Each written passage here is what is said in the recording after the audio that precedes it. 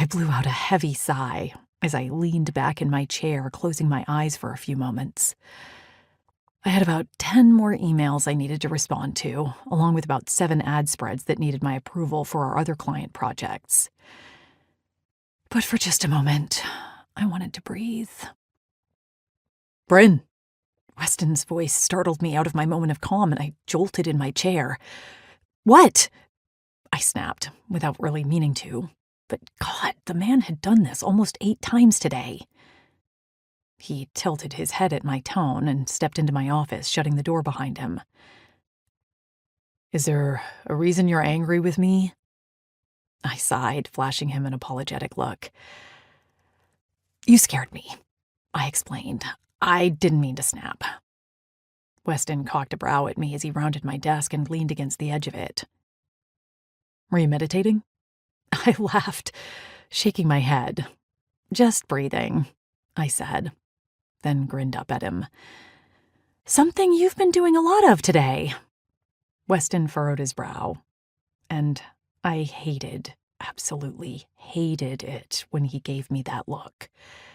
The curious, he had no idea what I meant look. It quite possibly made him about 10 times more handsome than he already was, and when he was 6'3" with a muscled frame and the richest chocolate eyes out of anyone else in the world, he didn't need any more help in that department. Breathing down my neck, I finally finished my tease.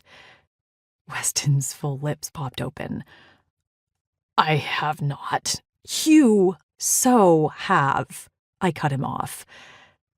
"I get it, Weston," I said, moving out of my chair to stand in front of him.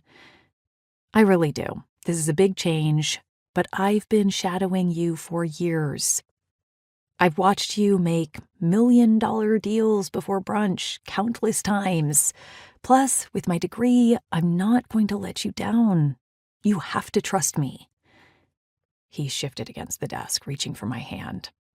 I slipped it into his, the motion easy, effortless, and something we'd done 1,000 times before. But every time, it had the same effect on me.